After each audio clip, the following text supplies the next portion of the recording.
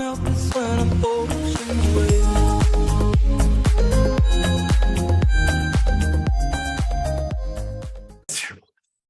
Today on Nova Legends podcast, I have Coach Maestro, Mike Mastrantuano. He's a coach over at Alexandria soccer. Brilliant coach, actually. He was I believe, a philosophy major at the University of Maryland. Caused a lot of havoc with his ultra group of folks who used to sit in the behind the goal and jeer at people. But anyway, I always like talking soccer with Coach. Coach, thanks for joining me. Yeah, Julian, thanks so much for having me. Yeah. Oh, we were just talking offline about University of Maryland and UVA. So you still see us as a rival. Now, as a UVA guy, Maryland everyone hates Maryland because your fans were terrible. In basketball, football, you guys were known to having rowdy fans that would say things, and you were known for that. But how did you view the UVA Maryland rivalry? Yeah, like I just said, I mean, the roots run deep, and I still feel like there's a rivalry, like for a number of reasons. I mean, I think the proof's in the pudding. There's one team that Maryland men's soccer, at least, plays out of conference every year at the beginning of the year. We put it in Audi Field, and that's against UVA. I mean, I just don't think that rivalry is ever going to die. Who cares what conference we're in? Like, you will always be, a tough competitor that we want to play every year. Yeah, so it's a big rival in soccer as well as basketball and football.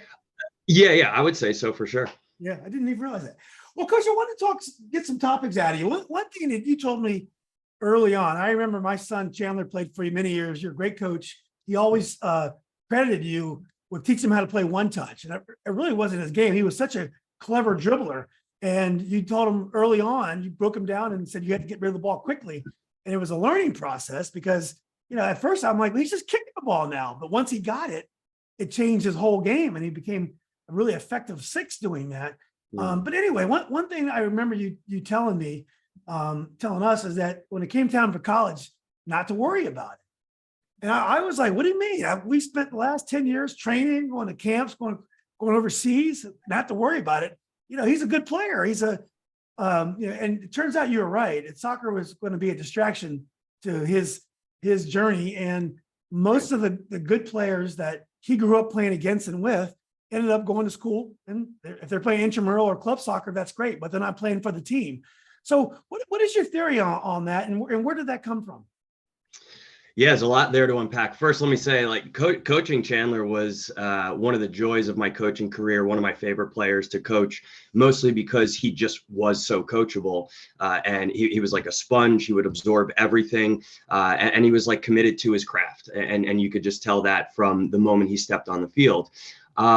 In terms of like the way that he played, I think especially as a six, and the way that ASA plays and the way that me as a coach would want to develop him further as a player, there's less of a need for him to like dribble out of those situations. And a lot of those are, vestigial from being like one of the better players, like as a much younger player. Like if you're 5, 6, 7, 8 years old and you're just better than everyone, which I'm sure Chandler and all the guys that played at that level probably were, then you can dribble out of those situations, right? But once you level the playing field and go up against players that are, on an equal playing field, then right, you need to develop other aspects of your game. And I'm never going to tell him like, you're never allowed to dribble ever again, right? But I think you need to have a few more tools in the tool belt, as I like to say.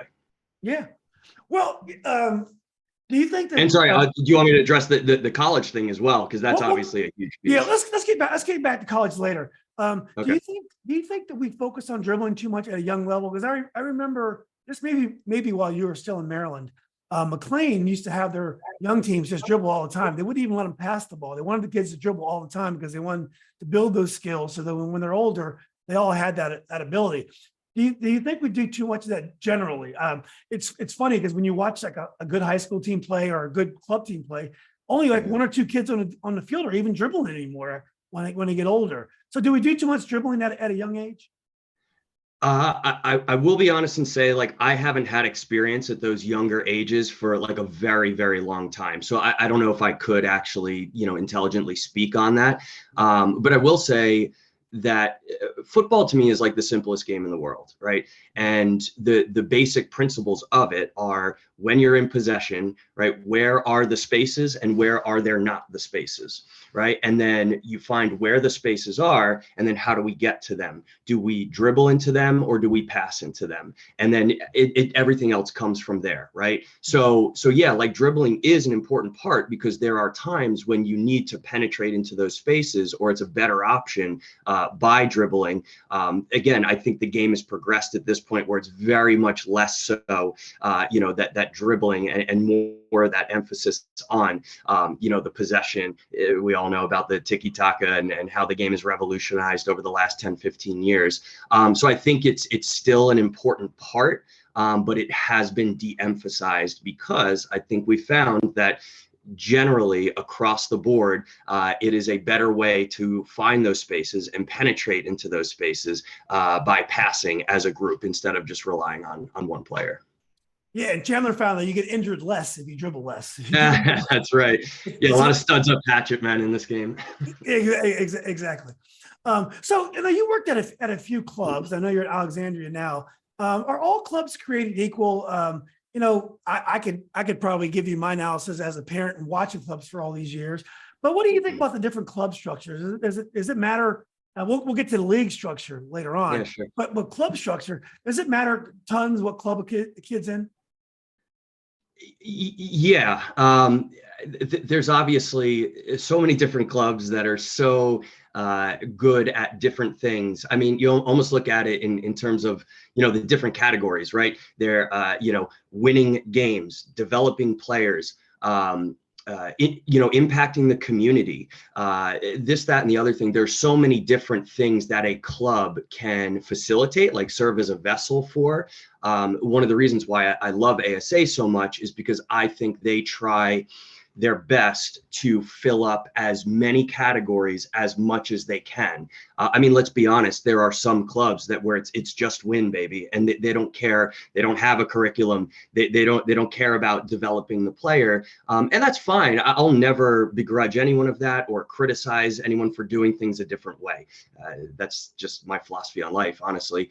But yeah, there are some who want to just win or just do this thing or just do, some are just community-based clubs where they just want to do rec soccer, and that's completely fine too. But yeah, as a roundabout way to answer your question, I think all clubs are valuable. I don't know about created equally, but I think all clubs are valuable in their own way, if that makes sense.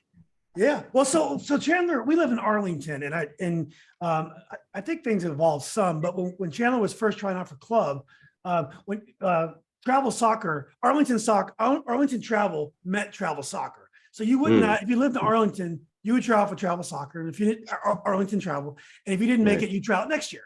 It didn't you wouldn't go over to any other club and try.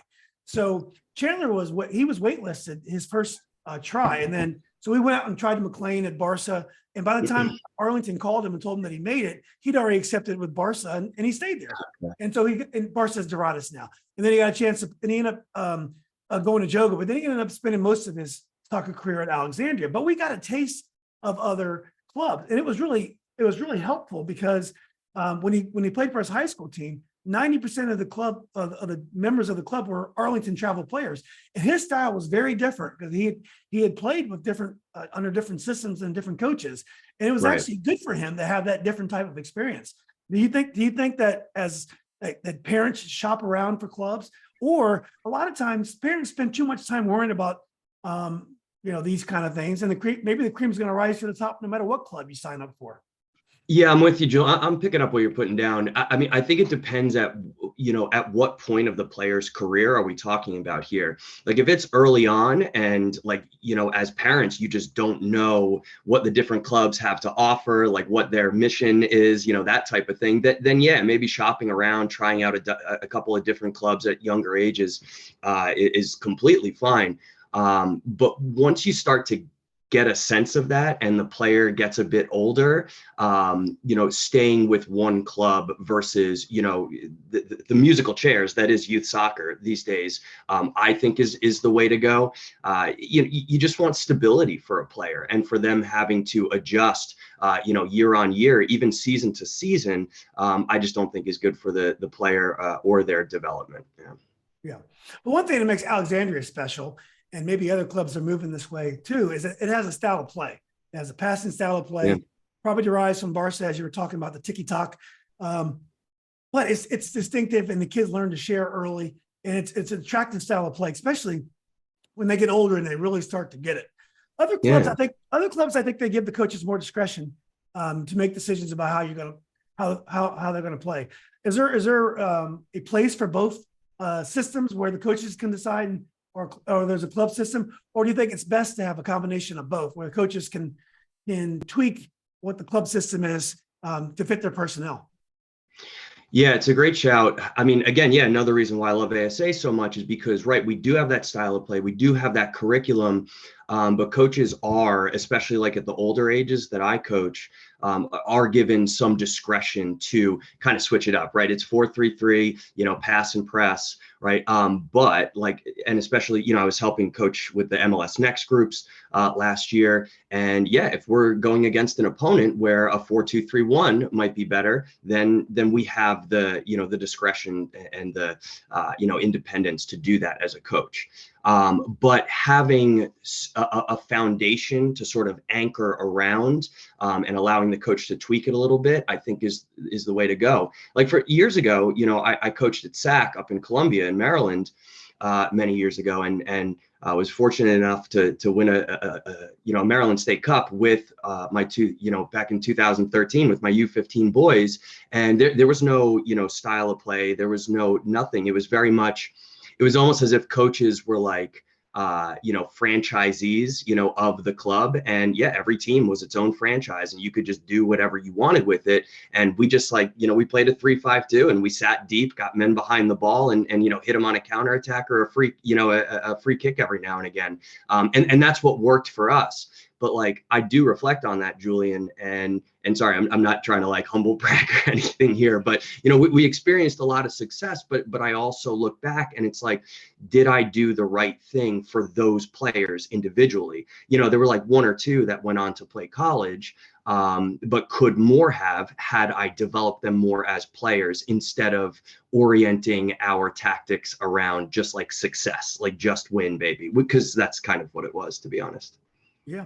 Well, that worked out well for my son Chandler, because at one point he was playing on the top team. Well, most of the time he was, but he always loved guest play, and he went down and played with your team. You were coaching the white team at the time, which was the second. Oh, right. And that was the first time anyone ever put him at the 6. He had never played the 6. You put him at the 6, and that was his position from then on. And you kept asking him to play the rest of that year, and then the next year you became the A coach, and he stayed at that 6. Sometimes we played 2 6s, but that was the first time he's always been an attacking mid, or maybe a left mid or right mid. And so it changed it. I think one of the strengths of having a system is that you can move kids up and down the different levels, and you can just plug them in and they can play no matter what level it is. Obviously they have to adjust to the speed of play if it's going up, but at least they know where they're supposed to stand on the field.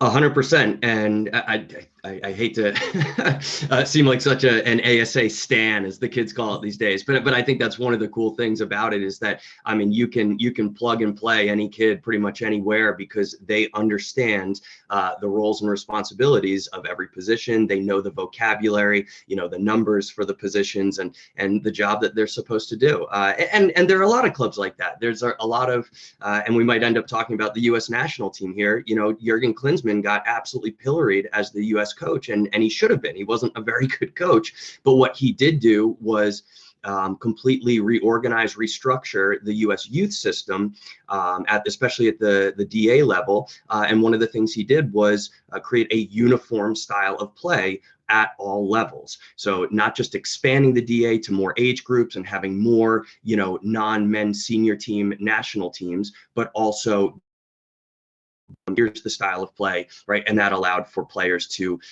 fit in a lot more easier. Yeah. Well, Coach, one thing that I find very frustrating about soccer is when your player ends up at the wrong position. So, Mhm. and it happens a lot because, as a club coach, you pick the best players. You don't necessarily pick players for position. You want to Sure. develop talent and pick the best players. But sometimes you have more midfielders than you need. You have to play one of the midfielders on the wing, which happened to Chandler and to Coach Josh. It wasn't that we love Coach Josh, but he needed him on the outside mid the way we were playing. And Right. and sometimes he had to end up playing the wing or the right back. Do you think parents should worry about that when you have to spend a year because of the way a team is configured, kind of playing out of position? Or do you look at it as a development thing, a time to learn something different? Maybe you can go in there and learn, as Chandler did playing 6 for you. Maybe you have a home somewhere else. Right. And by the way, is the subtext here, Julian? Is this a roundabout way of having a go at me for for putting Chandler in the 6? Or No, we were it was the best thing ever. okay. He loves that position and he plays it today. And he Yeah. yeah. I'm sorry, I didn't mean to sound that way. No. I'm having a laugh, obviously. Yeah, I Having a know. laugh. I think that's where he belongs. But basically, I remember one of the Arlington coaches said that he can't play 6 because he doesn't tackle strong enough, and he doesn't. But I know there's a lot of people. Their soccer philosophy is based on that 6 is making that quick pass, the first pass, and you can move as Chandler does. You can move the ball towards your teammates to make the tackle. That's how he plays defense. And I know a lot of colleges do the same thing. So, but if you look at him, you don't really see 6, but it turns out I think he is as well. But anyway, what do parents do when their kid ends up at a position where, they might not necessarily be there long-term, but that's just the way the team is configured? Yeah, I would, to those parents, I would say check your premises, because why are you assuming that like a kid has a position, like especially at that young age? That just seems like it's arrogant at worst, like misguided at best. And I would really struggle to say that a kid that young has like their position for so many different reasons, most of which is that it's better to be exposed like to different positions on the field and to have different roles and responsibilities within the team. Like as you progress and get older, of course, like there's more of your position type of thing. But yeah, like at the younger ages, like you should be trying out new stuff. And then the other thing for me, because I'm very much like a team oriented guy, I really do think that the whole is greater than the sum of its parts. All those cliches are true. And so if a coach needs a player in another position that they're like not used to playing for the betterment of the team, then that's where they should go play. I mean, it's a team game and it's not about you. So to that parent, I would try and make those 2 points and as PC as possible. Yeah. Well, what about the kids? What about the kids that don't make the top team, and they may be on the bubble? And do you recommend? And I know you're a big Alexandria guy, and I am too. Do you recommend them go somewhere else? Maybe, maybe you can find a home there. Maybe the style fits the player better. I found that sometimes the second and third team, you may have coaches they're not quite as committed. They might be between teams. Every single club is going to put their best coach on the top team. And, we got lucky that you were on a white team coach, but it doesn't always have to work out that way. And as a matter of fact, I think that team had a few coaches that the year before, I believe. So anyway, what do you tell parents that whose kids might not make it to the top team, but they still have potential and the desire to advance? Yeah, it's a great question. I remember this interview that, and you're a basketball guy, obviously, that Tom Izzo gave a few years back when the transfer portal was just getting ridiculous, and I forget what the year over year numbers were, maybe like 150, like 200 guys would transfer per year. And it was getting to the point where it was like 700, 800 a year. And he's like, this is just the culture now of the player, that if I don't like things here, I'm going to go somewhere else. When I face the tiniest bit of adversity here, like, for example, I'm not getting the playing time that I want, or the coach isn't putting me in the position that I want, or just whatever. There's very much like a grass is greener mentality. And that's fine. Again, like I'll never begrudge anyone their position on that. But I do think it is to the detriment of the player, because what it's just teaching them is that whenever you encounter a challenge in your life, just like run away from it and go do something else. And I think that's a really bad lesson to teach kids. I'll give an example. Like, well, I don't know. It involves a player who left our club, and let's just say that if he had stuck around and had tried to work his way back into the team, he would have been starting in a State Cup semifinal this past year, and but because he didn't, we were left without a goalie for a State Cup semi, which I won't go into that story. We only had 4 on the roster, and none of them were available. But anyways, sorry, my point is, like, yeah, there are certain situations where I get it. Like, it's time to move on. Maybe the relationship with the club isn't, tenable anymore, and this, that, and the other thing. But I do think in 8 or 9 out of 10 cases, what you're just teaching the kid is just like run away from adversity. And I think that's a really bad lesson.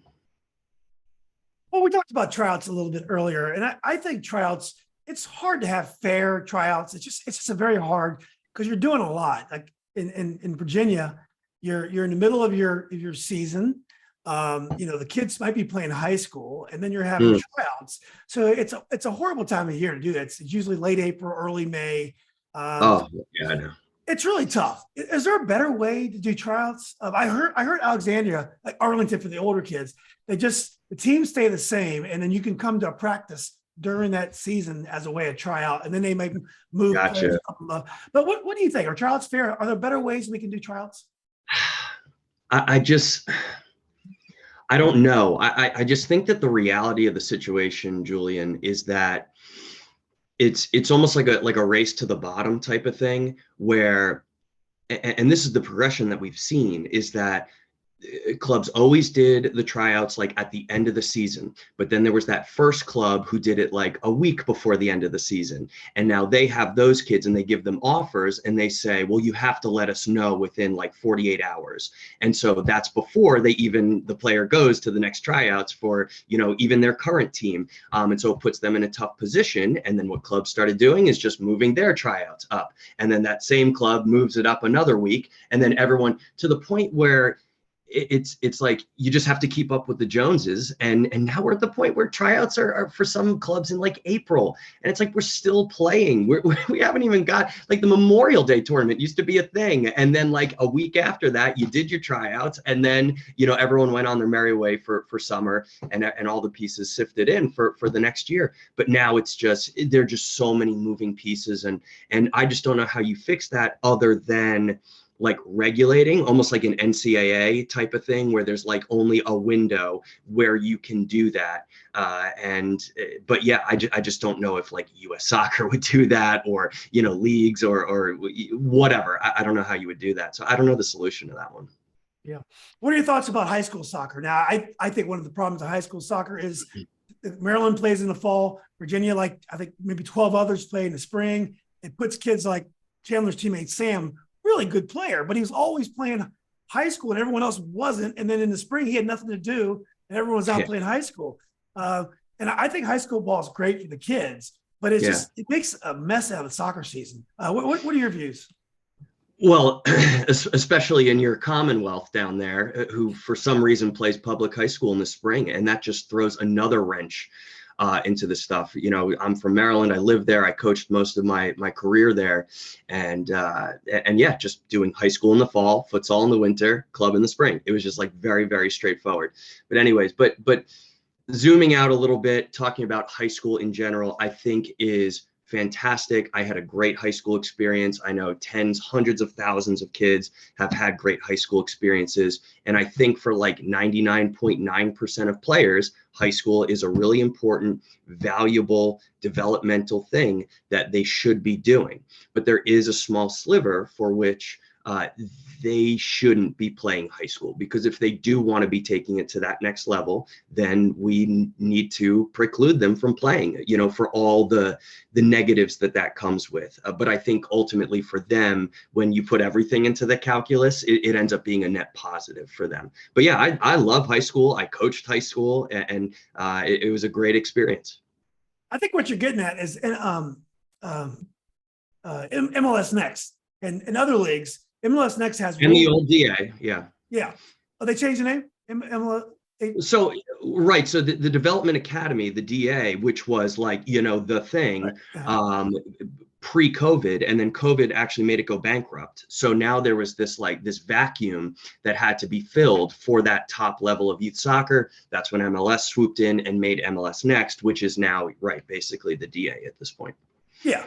So, okay, great. And so obviously there's rules about high school. It actually precludes high school. Whereas ECNL top teams, they may strongly frown upon it, whether or not they preclude it or not. I guess it's up to the coach or the club. But what do you think about those rules? I mean, obviously you've had to work around those, or get to work within those rules. Mm-hmm. Yeah, look, I'm completely fine with it as long as the expectations are set out clearly and ahead of time, and a kid signs up for it. If they sign up for it and they say, I'm willing to give up high school, then there's no problem there. It is, the problem is with, right, and I don't know much about the ECNL clubs and their relationship with high schools and everything, but my guess is from what you're saying, it's a little bit more gray area. They frown upon it, right? But kids probably still do it. But then that also might, make a coach select another player over them. And then it's like, why am I punished for playing high school and all that stuff? And I get it. So for me, I don't really care what your policy is. You could make it a requirement to play high school as a club. Like, I don't really care. It's just as long as you set those expectations out ahead of time. And when kids sign up, you tell them you're making a commitment to do this and you're buying into this, and that's what you got to do. How about kids that have already signed for college? Now, they might be top players and going to the next level, but they've already signed. They're not going to an MLS academy. Those kids. Yeah, and MLS Next has revised their policy on that. So if a kid has committed to college, they are then allowed to play high school. Oh, is that right? Okay, I didn't know that. That's a really good change. Yeah. Now, how you prove that? Like, does the kid have to show the letter of intent? Do they have to show enrollment into the university? I don't know the nitty gritty and going deep into the weeds there, but apparently philosophically they agree with kind of what you're getting at. It's like, why would you keep a kid out of high school if they already know where they're going to play in college? And it's like, all MLS Next served its purpose type of thing. Well, that's excellent change. Okay. Yeah. Well, Coach, one thing I like to talk about is the life of a coach. Sure. One thing I like what Tommy Park has done, he seems to have provided an avenue for his coaches to work in the office and still, and also coach. So kind of get the benefits and things to have more of and I'm sure it doesn't apply to every coach, but there are ways to, it's easier to make a living with that kind of infrastructure behind you. Do the clubs treat club coaches well? Are they getting what they need? Is the pay commensurate with the job? What are your thoughts on that? Yeah, I think so.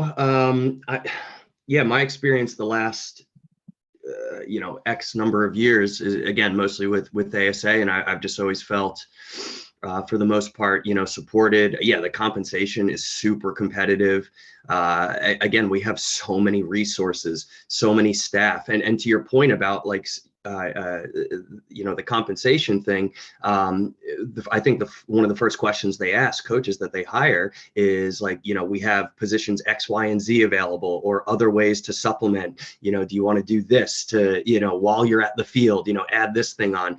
So yeah, I mean, for me, I've felt super supported in that way, and in most of my experience and talking to other coaches, in the youth coaching community, I feel for the most part. Now, I will say it's a smaller sample space because my circle is more with clubs like an ASA or team clubs that are kind of at the higher levels of youth soccer. I don't know about mid tier or lower tier or more rec or community based clubs. I'm not really sure, but yeah, for this demographic of coaches, I think we're it's a pretty good gig. That's right. Living the dream, right, Coach? I think someone's got to do it, man. And why not him? I would love it. So are coaches getting the proper respect from parents and players these days? Well, okay. So yeah, that's what we were getting at. I was trying to avoid that one. No, I'm kidding. Yeah, here's, and speaking of Tommy, something that he said to me like many, many years ago, and we've been together for a long time, I mean, with DeMatha Soccer, we came into coaching and teaching together back in 2007, for crying out loud. I won't go into Tommy's teaching days. I obviously stuck around the classroom a lot longer than he did. He was a one and done there, mostly a soccer guy, but anyways, that's neither here nor there. But he always told me, he had a quote that stuck with me from a really long time ago, that a lot of these parents are they're experts in their own field, right? So they are, the CEO of their own small business, or they have their own accounting firm, or just something like that, right?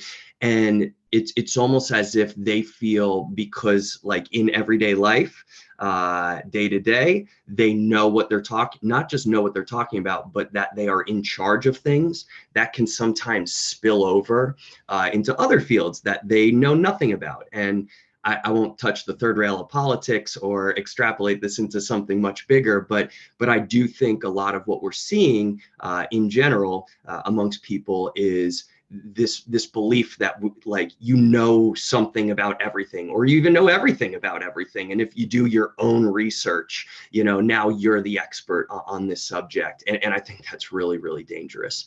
Not that the experts are always right, but anyways, so I think a lot of parents bring that into and it affects the relationship with the coach, because they think they know better than the coach, and also, Julian, that spills over to the players too at times.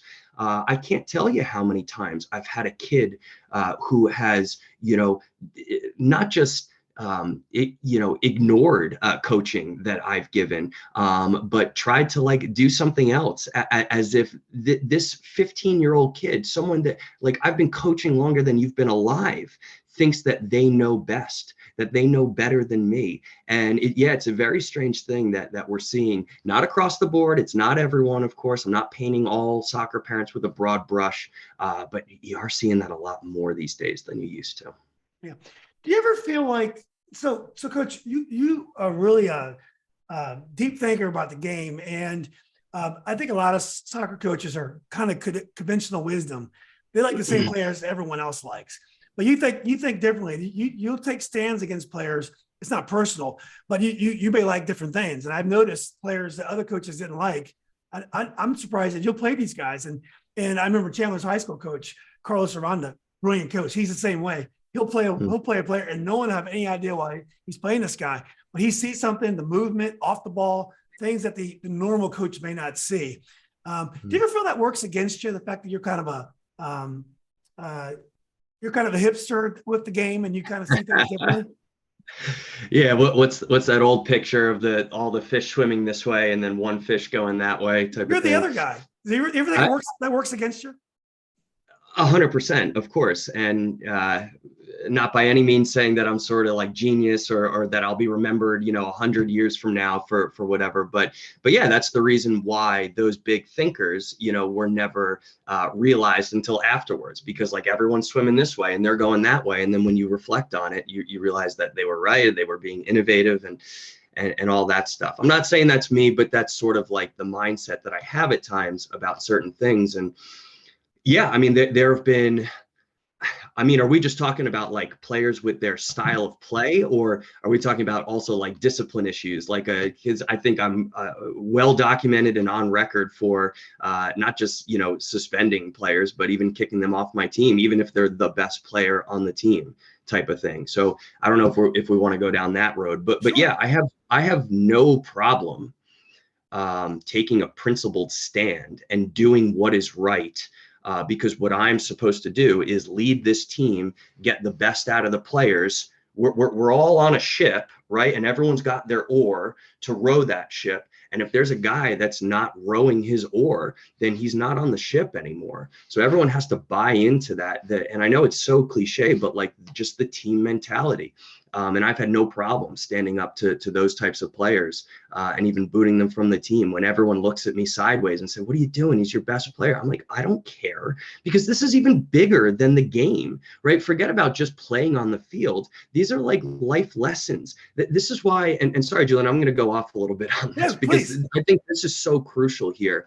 We lose sight of what the point is here with youth athletics and team sports in general. Like, I wouldn't go so far as to say that we should make it mandatory for every kid to play team sports as a youth, but like, I think it is one of the most important things, if not the most important thing, for the development of a young person. Right? Think about all the things that you learn, the lessons that you glean from playing within a team structure, right? Battling adversity, right? Working with others, getting knocked down and getting back up, right? And the list would go on and on and on. I won't, waste our time about that. But the bottom line is, like, you need to, as a coach, not just be the guy or gal who is trying to like win games, and that type of thing, and not even get the best out of the players, even though that's a super, super important thing. I think the bigger, most important overarching thing is that you are a mentor to these young people and you're trying to develop them for life. And so there are some things that are more important than the game itself. Coach, I wanted to move on a little bit. You had a really, really great podcast. I enjoyed watching, and you guys like to talk a lot about the pro soccer, and especially the international world. Now, the USA, got to the knockout in the World Cup last fall. It's strange to say, think about a Thanksgiving a World Cup, which I ended up enjoying, as turkey and soccer. Yeah, so did I. I was there. Oh, you were there. Oh, that's right, you were there. So, well, first, before we get to your thoughts on the U.S. team, tell us a little bit about your journey. Oh yeah, I mean, where do I even start? It was incredible, Julian. And I will say in general, like, for these World Cups, there's always like the doomsaying. There's always like the X, Y, and Z. This World Cup's gonna fail and everything. It went off without a hitch. It was really a great event. The Qatari people were incredibly kind and welcoming. I remember, like, one of the first incidents that I had was just, me and my buddy Gio, who I went with, we're just like exploring. We're in a mall, and yeah, some random Qatari guy just sat down next to me and bought me a coffee and a water, and was telling me about his kid who's going to Arizona State, and then just like bought a coffee for me and just walked off, type of thing. Now, not to say that obviously there was a lot of controversy surrounding it, and we can get into that if you want as well. And I think we probably know where both of us stand on that, staunchly against a lot of stuff about Qatar and their law code and all that stuff.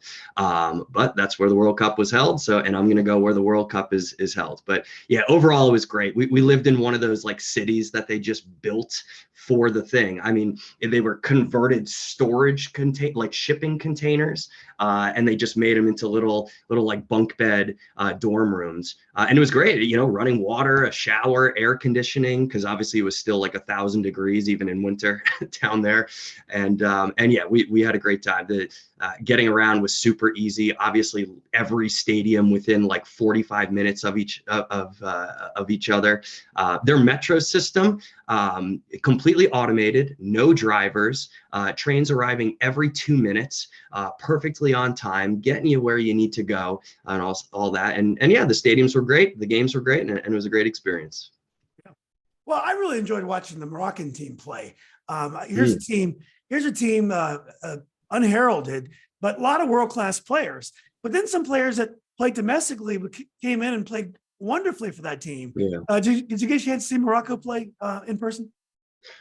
Not in person. We saw a lot of really good games, including the U.S. twice, but we did not. But I felt like I was there in the stadium because, Julian, the Moroccans were everywhere.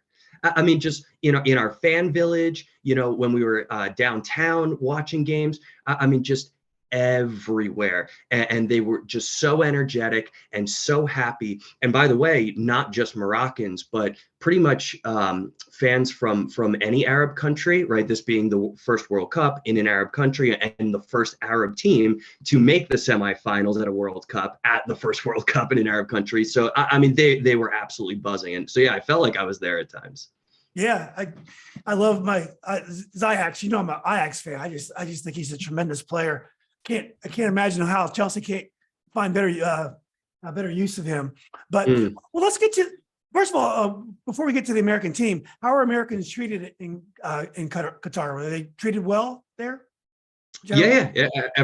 There were no incidents like whatsoever. And again, even the Qatari police force, security in and around the stadiums and everything, they were like, from my experience, they were completely fine. Now, the one thing that I did see, and I don't know, this actually got blown into a big article. I was I was in the same aisle at the US-Iran game as one of the US fans who was like wearing a rainbow armband there, and he got escorted out and eventually let back in, and he saw the whole game, and he was actually a friend of the guy who got me the US-Iran tickets, like fourth row right behind the goal. It's just insane experience. So yeah, like that was obviously always going to be a controversy if you go into another country and protest against their laws. Like there is going to be something that happens there, but yeah, like nothing big, nothing major, and I had a completely fine experience with that. Yeah, well, I thought the U.S. team played really well, but one thing that is said, and I don't understand this, but like when they lost to the Netherlands, they say, oh, they were naive, and so when I hear that. I saw that Holland scored 2 goals where the U.S. team lost their marks. And so I don't even know how that's being naive. It seems to me you got to learn how to mark your man, or your zone switches have to be more smooth. I don't know if they do that in soccer like you do in basketball, but if you're going to switch, you got to make sure you're talking and stuff. But I just feel like when I hear that, I don't even know what that means. Are we naive about soccer? Do we don't know we're supposed to guard our men in the box? No, I think we know that. Obviously, I get what you're saying, Julian, but it's obviously it's super complicated. And I was at that game too, so I got to watch that one firsthand. As good as the Iran game was, that's how brutal it was to be in the stadium for that one. Mm-hmm. And especially because it was at one of those like that stadiums that would become an Olympic stadium afterwards, so it had the huge track around. So I felt like I was in the third row for that one. Felt like I was 8,000 yards away. So that was brutal. But anyways, look, I thought Greg was a bit naive in the way he approached that game, tactically as well as with the personnel. Like Jesus Ferreira, like starting that game, and he'll probably even admit that today that was a huge mistake. But if I can know that going into the game, how did he not know that? And all the Gio Reyna stuff notwithstanding, I think we could have easily started him with Tim Weah as the 9. People forget Weah was a 9 for most of his youth career. But anyways, I won't get into that. The naivety comes from his approach going into the game. Once you're in the game, though, I think it's very easy for those like basic principles to be upheld by defenders and find your man in the box. I think one of the problems was, Julian, is that the tactics were just so bad, and we just had no solutions in the first half. And we're just under so much pressure for like the first 45 minutes that, guys were tired, like straight away, like the legs were heavy, having to transition and having to defend and be lively for those defensive pieces for the whole game. And I think, look, we're humans, we make mistakes. Let's not forget this World Cup was condensed. Instead of playing a game every like 5 days, you're playing a game like every 3 or 4. And especially in the midst of this is a Winter World Cup in the middle of the year. Guys are going to have lapses at times. And I think we lapsed in the box on those first 2. I mean, that was just brutal. How did we get the tactics wrong? For my soccer brain is as a parent is watching my son play and then watching the EPL game Saturday morning, and hopefully the Ajax game as well. Yeah, again, for me, it was a lot of it was personnel, not just Jesus Ferreira, but also the center backs. Um, it- and if Greg didn't know how the Dutch were going to play going into it, he should have made that adjustment very quickly. Like the Dutch saw that we're trotting out, Walker Zimmerman, who, like, for all of his experience and all the stuff that he's done for U.S. soccer, I'm not going to take that away. He's not a very good ball playing center back. So his distribution out the back is dodgy at best. Tim Ream, probably one of the best. He was the MVP of U.S. soccer for sure, but also he's not the best distributor of the ball out the back. So Van Gaal was just like, we're just going to sit back, let the two center backs just play the ball side to side to each other, and move in our mid to low block, and let them see if they can play the ball out, and we'll just capitalize on mistakes. And that's what they did. And we just kept having to transition, drop back in, and defend against them. I thought that was a huge tactical mistake. Yeah, one of my favorite players is Daley Blind, and he just picked us apart with his passing, and it was just so weird how measured and confident the Dutch looked when they were playing against Americans. It's almost like when we used to go over there, Chandler would train over there every year, and they love beating Americans in Holland. I mean, they would tease us, and whenever we kick a ball over the goal, they would always give us a touchdown sign. Yeah. They just seem like they love beating Americans. But anyway, you mentioned Timmy Weah. Yeah. That first goal that he got in the World Cup, maybe it was the second, but it was such a confident goal. It's one of the goals that you see a Cristiano Ronaldo goal. It was just class. I think the future's got to be very bright for that kid.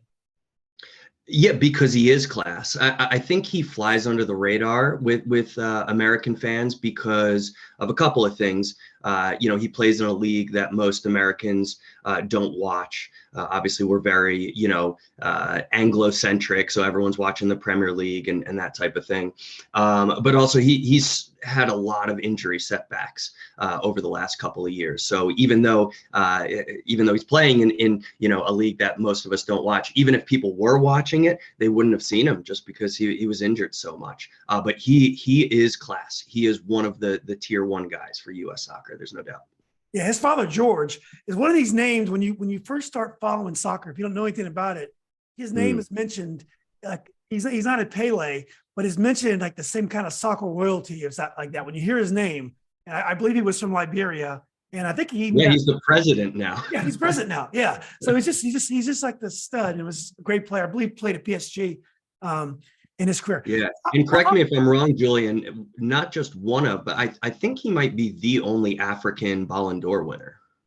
Was that right? I did not know that. Yeah. But you might want to fact check me on that. Yeah, I don't know if you ever seen the funny video on YouTube when some guy showed up at a Premier League team. Back then, it might have been just back then they called it the champions. What did they call the Premier League before they started before the Premier League? Oh, like the top flight or like the first division or Yeah, so I think he showed up at West Ham and he said that George Weah had recommended him, and they didn't really fact check him. They just brought him to. He practiced with the team that week, and they put him in a Premier League game, in a top league game, and his first touch, he almost scored. I mean, it wasn't a bad try, and then they soon realized this guy can't even play soccer, but he got to play in a.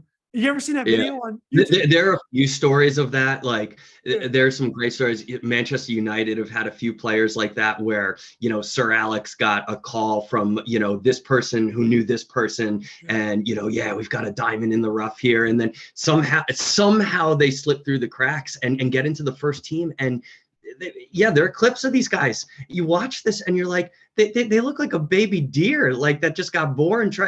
How on earth are they a Premier League player? Oh, it cracks me up, man.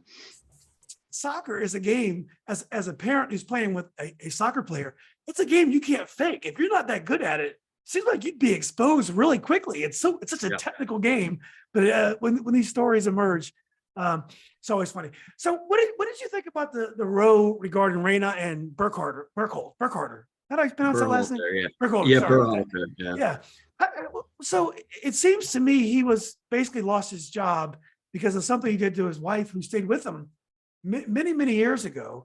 And I Yeah. think it was revealed about him after the World Cup. Was it just a way to get rid of him, or what was what are your impressions of the whole row? Yeah, where to start with this one? And if I start going too deep into the weeds, Julian, let me know, and you Yeah. can cut me off here. But first and foremost, I think it exposes something. And you asked about soccer parents before. What did they used to call, the hovering parent, the helicopter parent, and then the helicopter parent turned into the bulldozer parent, right? The one that was literally just going to plow through the obstacles for the kid. And that's what we have here is just a very, very extreme case of a bulldozer parent. And like and I said this on my podcast, I'll say this to anyone who will listen. I'm mortified for the Berhalter family.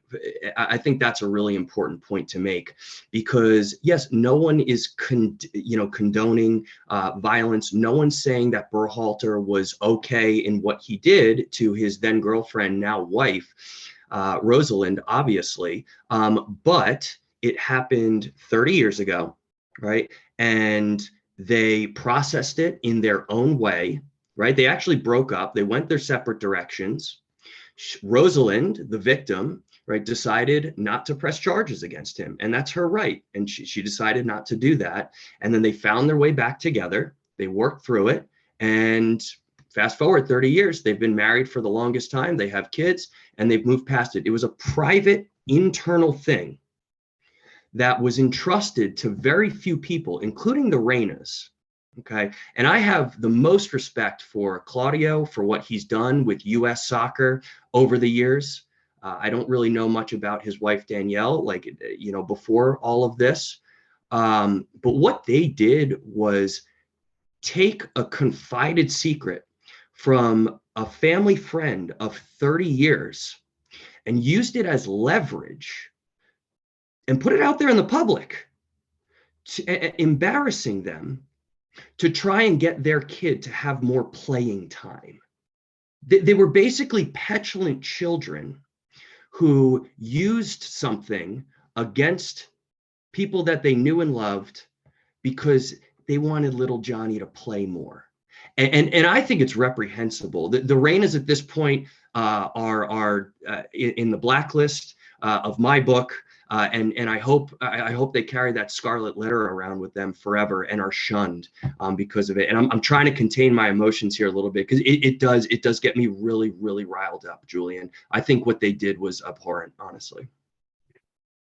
Well, yeah, it's too bad. And hopefully, the team will get going back in the right direction, because one thing about the USA team and the Canadian team, you're seeing a lot of really great athletes, African Americans, lots of diversity on these teams with lots of talent. So I feel like North American soccer is going in a very interesting direction. But speaking of which, what are some of your thoughts about the MLS next? What do you think the Major League Soccer is right now? Are we going in the right direction? Is our league getting stronger? Yeah, I think I'm not like a huge MLS fan, but obviously, like, the league is in a really good place. It is sustainable to the point where they're expanding and have been expanding and probably will continue to expand.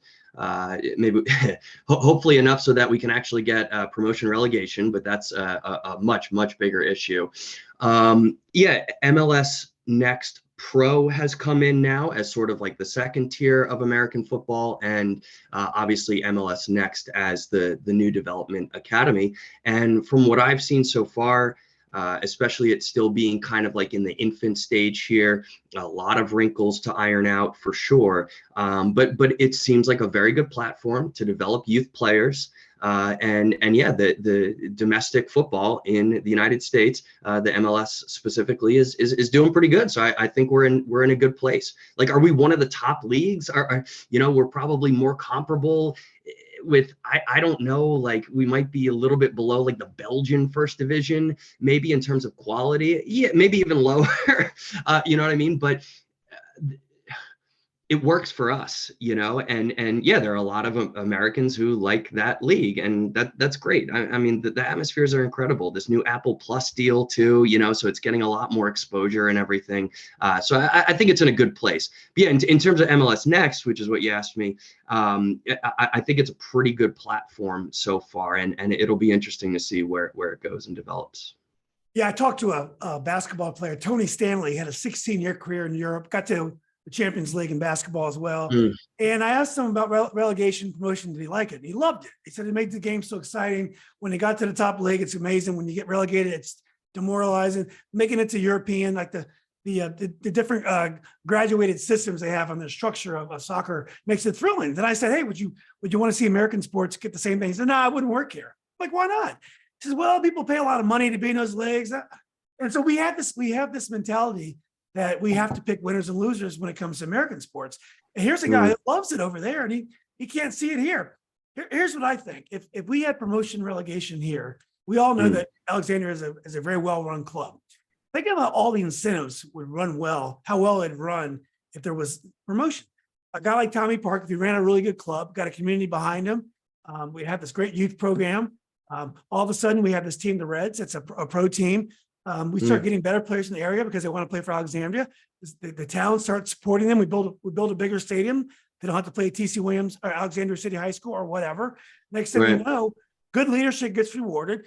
A player like, let's say, a player like Diego Flores, I'll throw him out there because we both loved the way he played. Yeah. Never thought about, because of family reasons, playing at the next level, but just played in a local team. And all of a sudden, his team keeps going up and up. He's a part of that team.